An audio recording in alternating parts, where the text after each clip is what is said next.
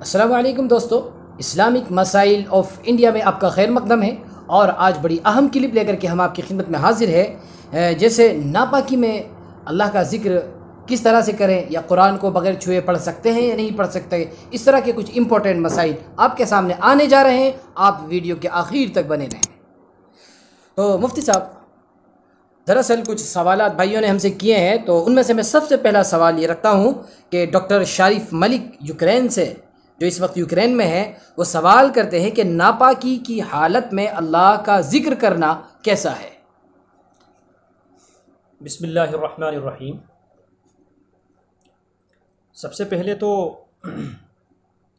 میں دعا کروں گا ایسے لوگوں کے لیے کہ جو اچھے سوال لے کر کے آتے ہیں، اللہ ان کو جزائے خیر دے، اس لیے کہ جب وہ سوال کرتے ہیں تو کیونکہ ان کے جیسا سوال ہزاروں لوگوں کا ہوتا ہے، جو ان کے دماغ میں بھی چل رہا ہوتا ہے، معلوم وہ بھی کرنا چاہتے ہیں لیکن وہ کر نہیں پاتے ہیں۔ تو اس طرح کے جب کوئی سوال کر دیتا ہے اور وہ سوشل میڈیا پر آ جاتے ہیں تو بہت سے لوگوں کے مسائل حل ہو جاتے ہیں۔ جی صحیح بات ہے۔ اور نبی علیہ الصلوۃ نے فرمایا کہ بہترین سوال کرنا یہ نصف علم ہے۔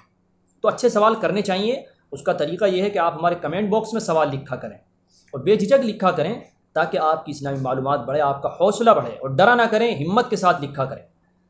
اگر کسی کو تکلف بھی ہوتا ہے تو وہ کچھ وقت تک ہوتا ہے، لیکن انشاءاللہ اس کے بعد آسانی ہو جاتی ہے۔ بہرحال آپ کے سوال کا جواب یہ ہے کہ ناپاکی کی حالت میں اللہ کا ذکر کر سکتے ہیں، اور جو سبحان اللہ، الحمدللہ، استغفر اللہ، لا حول ولا قوۃ الا باللہ العلی العظیم، جو یہ اذکار ہیں، ذکر اذکار ہیں، اس کو کر سکتے ہیں، کوئی حرج کی بات نہیں ہے۔ جو لوگ ناپاکی کی حالت میں اس طرح کے ذکر کرنے سے بچتے ہیں، تکلف کرتے ہیں، تو ان لوگوں کے لیے یہ بات بالکل واضح کر دیتا ہوں کہ آپ لوگ اللہ کا ذکر بغیر جھجک کے کر سکتے ہیں۔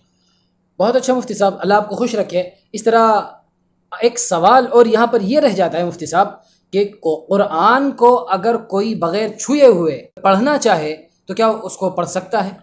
دیکھیے، تھوڑا سا یہ سوال بھی اور فرق اس لیے لوگوں کے ذہن میں پیدا ہوا ہے کیونکہ اگر آدمی وضو سے نہیں ہے، اگر وضو سے نہیں ہے، بغیر وضو کے وہ اپنی زبان سے ادا کرنا چاہتا ہے، قرآن کو چھوئے بغیر حافظ سے پڑھنا چاہتا ہے، پڑھ سکتا ہے۔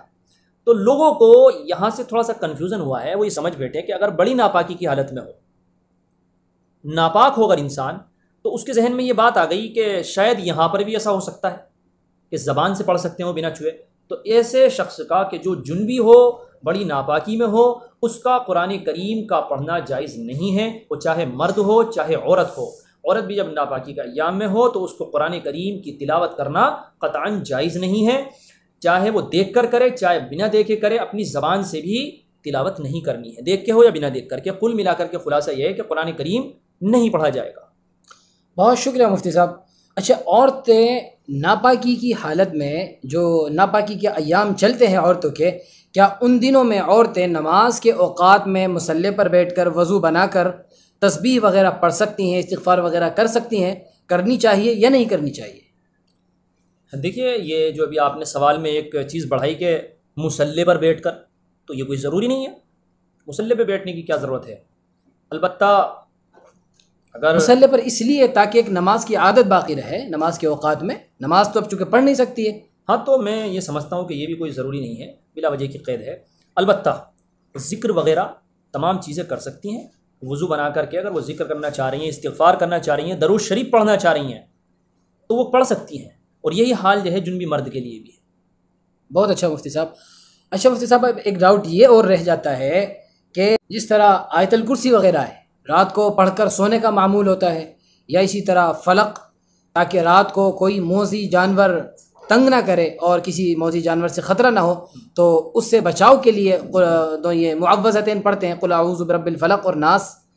تو اگر یہ معمول ہے تو کیا ان کو پڑھ سکتا ہے ناپاکی کی حالت میں؟ دیکھیے، قرآن کریم کی تلاوت کرنا بغرض تلاوت، یہ ناپاکی کے ایام میں مرد ہو چاہے عورت ہو منع ہے، لیکن بغرض دعا، جیسے آیت الکرسی ایک دعا ہے، اس سے تمام جنات، شیاطین، تمام بلاؤں سے، چوروں سے، شیاطین سے، سب سے حفاظت ہو جاتی ہے۔